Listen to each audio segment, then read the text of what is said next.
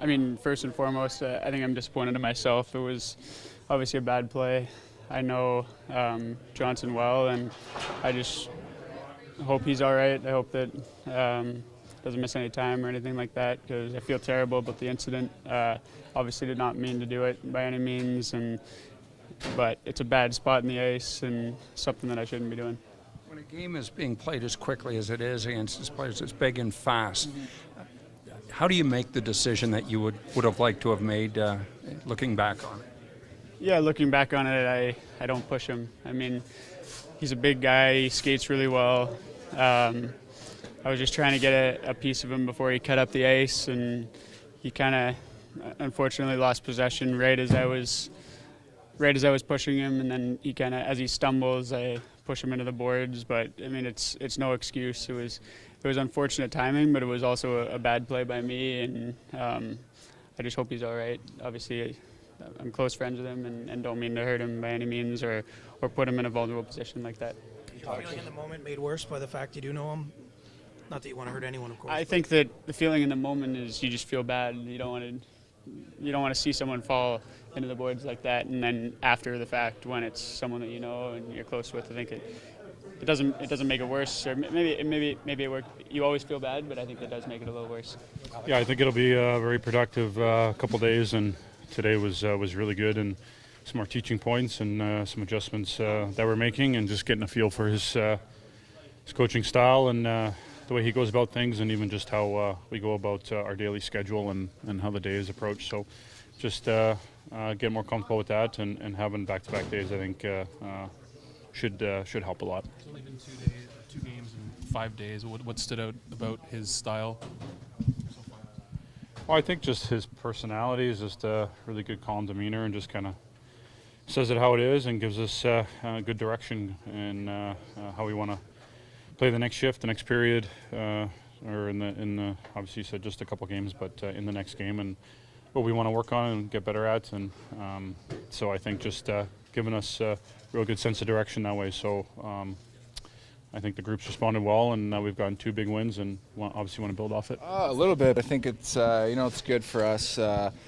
Just trying to kind of learn some new things and system-wise change up a couple of things. And I think it's good to get on the ice and obviously figure some of that stuff out. What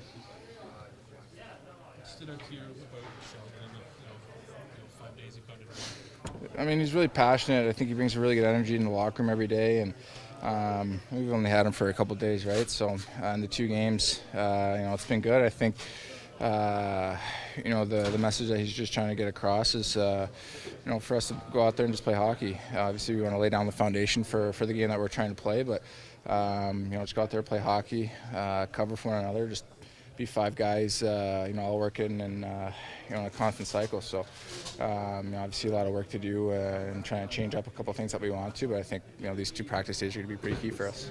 Sheldon, it seemed like almost as many coaches out there as players. Maybe you can lend us a hand as to what was going on and how important development is even a quarter of the way in.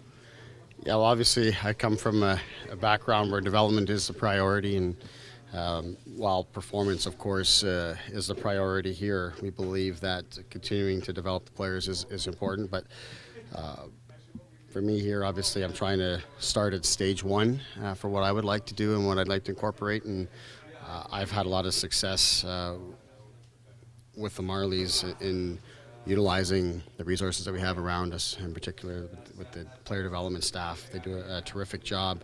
They know what my expectations are in terms of working the skills within the structure.